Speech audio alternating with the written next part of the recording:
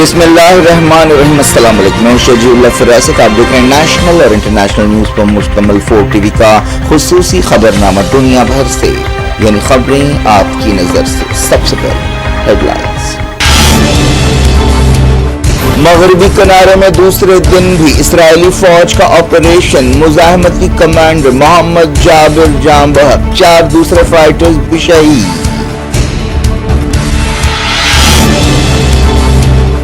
Israel मगरबी किनारे में ऑपरेशन फौरी बंद करे, एंटोनियो गुटेरेस ने किया मुतालबा। कहा सूरत हाल बिगड़ रही है।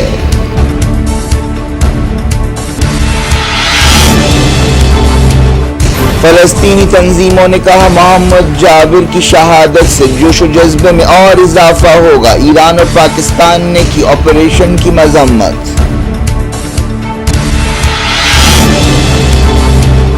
गाजा में 68 फलस्तीनी जान बहक। अगस्त में 15 इसराइली फौजी मरे, इसराइली मीडिया की रिपोर्ट। पाकिस्तान ने मोदी को शंघाई समिट में हिस्सा लेने की दी दावत। वजीर आजम के दौरे का इम्कान नहीं।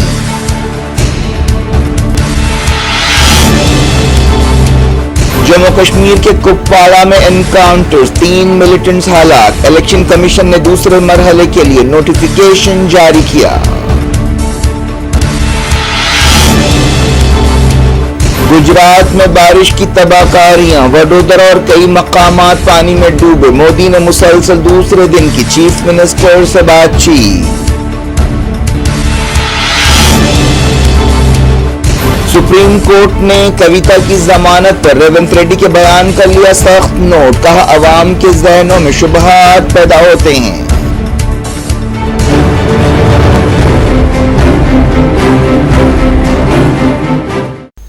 हेडलाइंस आपने देखी। खबरों की तफसील की तरफ आपको लिए चलते हैं। इसराइली फौज ने मगरबी किनारे के तलकरम में एक मुजाहिमती कमांडर मोहम्मद जाबिर को हलाक कर दिया। ये कार्रवाई नूर शम्स रेफ्यूजी कैंप में की गई।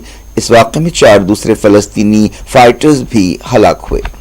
फलस्तीनी मीडिया की खबरों में कहा गया कि जाबिर तलकरम ब्रिगेड के कमांडर थे। वो अबू शुजा के नाम से जाने जाते थे। उन्हें सुबह 4 बजे हलाक किया गया। इसराइली फौज ने तलकरम कैंप में एक इमारत को घेर लिया, जहां वो बाज दूसरे फलस्तीनी मुजाहिमतकारों के साथ मौजूद थे। शदीद झड़पों के बीच अबू शुजा और 4 दूसरे एक मिसाइल हमले में हलाक हो गए। बताया गया कि इसराइली फौज ने एक और फलस्तीनी फाइटर को गिरफ्तार किया। इसराइली फौज ने बताया कि उसका एक सिपाही नूर शम्स रेफ्यूजी कैंप में कार्रवाई के दौरान हलाक हुआ। तलकरम ब्रिगेड के 26 साल लीडर काफी अरसे से इसराइल के निशाने पर थे। फलस्तीनी तंजीमों ने अबू शुजा की शहादत के बाद इसराइल की मजम्मत की। इस्लामी जिहाद ने एक बयान में कहा कि अबू शुजा तलकरम ब्रिगेड के बानियों में से थे। उन्होंने कहा कि हमारे लोग अबू शुजा को उनकी बहादुरी और साबित कदमी की वजह से जानते थे। इस्लामी जिहाद ने कहा कि अबू शुजा की शहादत से हमारे लोगों के जोश और जज्बे में और इजाफा होगा। बयान में कहा गया कि एक लीडर की शहादत के बाद हजारों लीडर पैदा होंगे और मुजाहिमत कभी कमजोर नहीं होगी। यूएन चीफ एंटोनियो गुटेरेस ने इसराइल से कहा कि वो मगरबी किनारे में अपने ऑपरेशंस फौरी बंद करे। एक बयान में उन्होंने मगरबी किनारे में इसराइली फौज के ऑपरेशंस के दौरान जानी नुकसान की मजम्मत की और निशानदेही की कि इस ऑपरेशन में 3 बच्चे भी हलाक हुए हैं। एंटोनियो गुटेरेस ने कहा कि मगरबी किनारे में इसराइली फौज के ऑपरेशन से पहले से खराब हालात और बिगड़ेंगे। इसराइली फौज ने मगरबी किनारे के 4 इलाकों में ऑपरेशन शुरू किया है और कहा है कि यह ऑपरेशन दहशतगर्दी के खिलाफ है। इस ऑपरेशन में 1 दर्जन से ज्यादा फलस्तीनी हलाक हो चुके हैं। 2000 से लेकर 2005 तक होने वाले इंतफादे के बाद से ये मगरबी किनारे में अब तक के सबसे बड़े धावे हैं। इसराइल ने इल्जाम लगाया कि ईरान जॉर्डन के रास्ते से मगरबी किनारे में हथियार और पैसा पहुंचा रहा है और दहशतगर्दी का इंफ्रास्ट्रक्चर खड़ा कर रहा है। मगरबी किनारे में फलस्तीनी मुजाहिमतकारों और इसराइली फौज के दरमियान कई जगह झड़पें हुई, जिनमें नाबलस भी शामिल है। इन धावों के दौरान इसराइली फौज ने कई फलस्तीनियों को गिरफ्तार किया। फलस्तीनी कैदियों के लिए काम करने वाली तंजीमों ने बताया कि पिछले 2 दिनों में इसराइली ऑपरेशंस के दौरान 45 फलस्तीनियों को गिरफ्तार किया गया। غزہ میں اسرائیل کی بربریت جاری ہے۔ اسرائیلی فوج کی تازہ کارروائیوں میں پچھلے 24 گھنٹوں کے دوران 68 فلسطینی جاں بحق ہوئے اور 77 زخمی ہوئے۔ وزارت صحت نے یہ بات بتائی۔ رفح میں کارروائی کے دوران 7 فلسطینی ہلاک ہوئے۔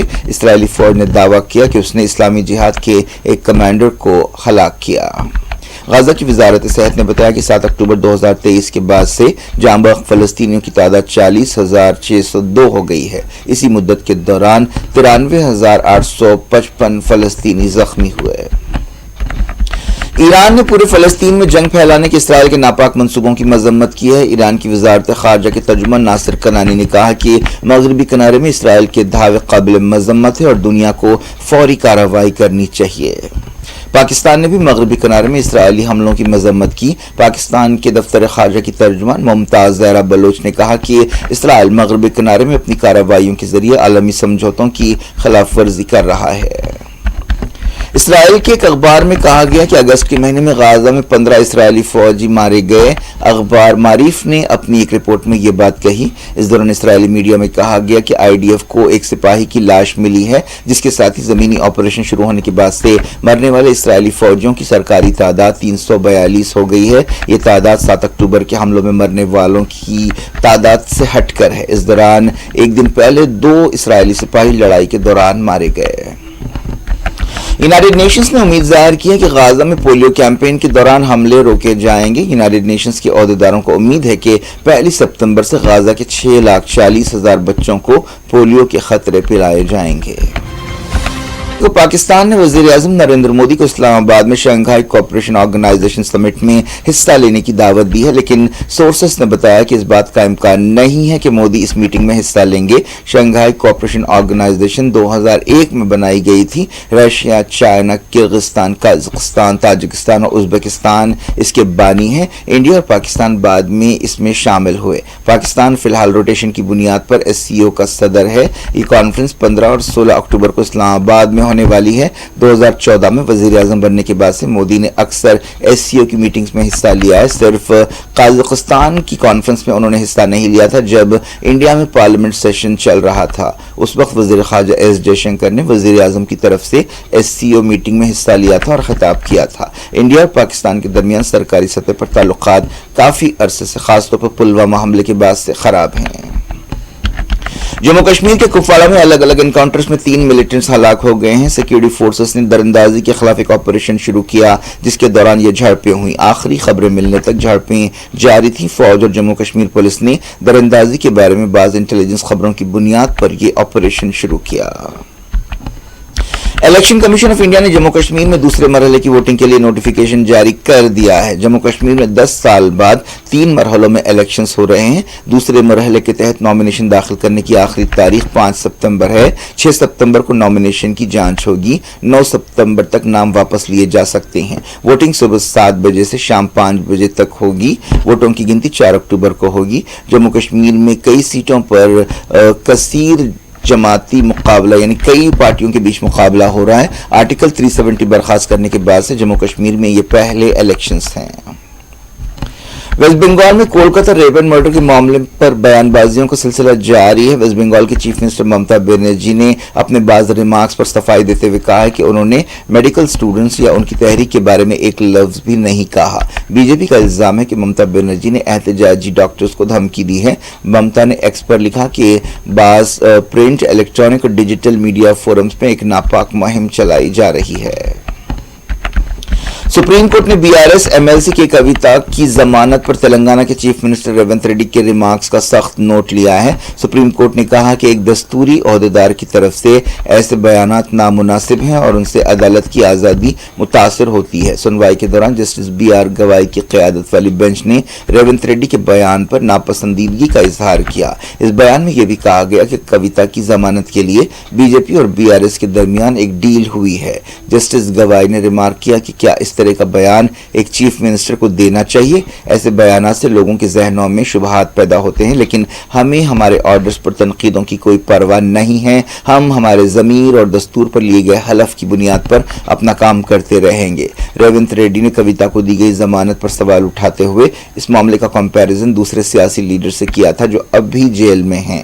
ریونت ریڈی نے کہا تھا کہ یہ ایک حقیقت ہے کہ BRS نے 2024 کے لوک سبھا الیکشنز میں BJP کی کامیابی کے لیے کام کیا، اور ایسی باتیں بھی ہو رہی ہیں کہ کویتا اور BRS اور BJP کے درمیان ڈیل کی وجہ سے کویتا کو ضمانت ملی ہے.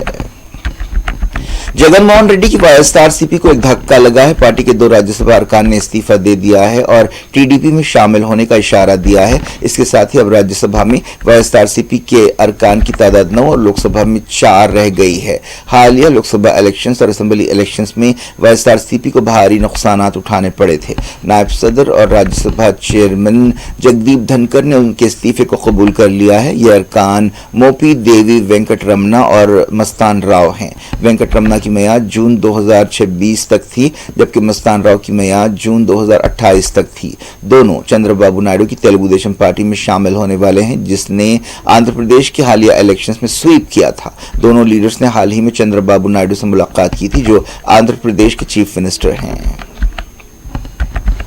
گجرات میں بارش کی تباہ کاریاں جاری ہیں. کئی جگہ سیلاب جیسی صورتحال ہے. بعض مقامات پر صورتحال کچھ بہتر ہوئی ہے، لیکن وڈودرا اور بعض دوسرے حصے ابھی پانی میں ڈوبے ہوئے ہیں. عہدیدار ریسکیو اینڈ ریلیف آپریشنز میں مصروف ہیں. وزیر اعظم نریندر مودی نے، جو گجرات سے ہی تعلق رکھتے ہیں، چیف منسٹر گجرات بھوپیندر پٹیل سے مسلسل دوسرے دن بات چیت کی اور صورتحال کا جائزہ لیا. انہوں نے چیف منسٹر سے کہا کہ وہ اس بات کو یقینی بنائیں کہ سیلاب کے بعد بیماریوں کو پھیلنے سے روکنے کے لیے قدم اٹھائے جائیں. بارش کی وجہ سے حادثات میں کم سے کم 26 لوگ ہلاک ہوئے ہیں. 19,000 سے زیادہ لوگوں کو کیمپوں میں رکھا گیا ہے. چائنا میں 2 عورتوں نے ایک روتی ہوئی بچی کو ہوائی جہاز کے ٹوائلٹ میں بند کر دیا. اس واقعے پر سوشل میڈیا پر کافی غصے کا اظہار کیا جا رہا ہے. اس واقعے کا ویڈیو بھی سامنے آیا ہے. ان میں سے ایک عورت نے خود یہ ویڈیو اپلوڈ کیا تھا. اس عورت نے اپنے پوسٹ میں کہا تھا کہ اس نے اصل میں ہوائی جہاز میں سوار دوسرے لوگوں کی مدد کی کوشش کی تھی. متعلقہ ایئر لائن نے صفائی دیتے ہوئے کہا کہ اس بچی کی دادی نے 2 عورتوں کو اجازت دی تھی کہ وہ اسے سمجھائیں. یہ واقعہ 24 اگست کو ایک ڈومیسٹک فلائٹ میں پیش آیا تھا. یہ فلائٹ یونگ شہر سے شنگھائی جا رہی تھی. یہ بچی اپنی دادی کے ساتھ سفر کر رہی تھی. پاکستان کے صدر آصف علی زرداری نے ارشد ندیم کو ہلال امتیاز ایوارڈ پیش کر دیا ہے. ارشد ندیم نے حالیہ پیرس اولمپکس میں جیولن تھرو مقابلے میں ورلڈ ریکارڈ بناتے ہوئے پہلی مرتبہ پاکستان کے لیے گولڈ میڈل جیتا تھا. اس مقابلے میں انڈیا کے نیرج چوپڑا نے سلور میڈل حاصل کیا تھا. ہلال امتیاز پاکستان کا دوسرا بڑا سویلین ایوارڈ ہے. کیا کچھ ہو رہا ہے آپ کی دنیا میں؟ آخر میں ہیڈ لائنز دنیا بھر سے ایک بار پھر دیکھیں. مغربی کنارے میں دوسرے دن بھی اسرائیلی فوج کا آپریشن. مزاحمتی کمانڈر محمد جابر جاں بحق، 4 دوسرے فائٹرز بھی شہید.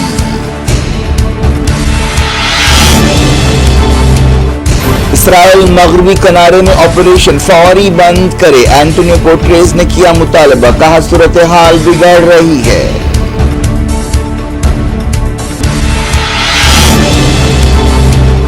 فلسطینی تنظیموں نے کہا محمد جابر کی شہادت سے جوش و جذبے میں اور اضافہ ہوگا. ایران اور پاکستان نے کی آپریشن کی مذمت.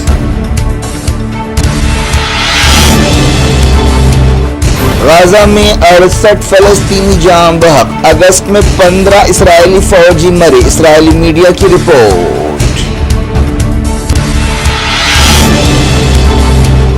پاکستان نے مودی کو شنگھائی سمٹ میں حصہ لینے کی دی دعوت. وزیر اعظم کے دورے کا امکان نہیں.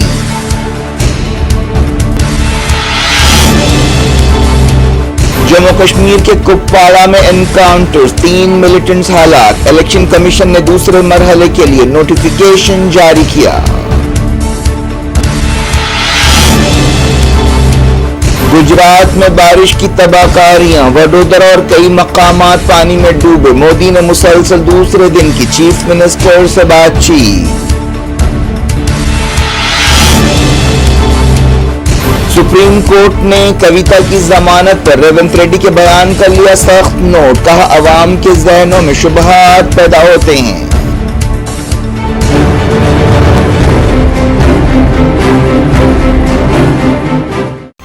ये थी आज की खबरों। शेड्यूल अफरा से खुद दें इजाजत और अपना बेहद ख्याल रखें।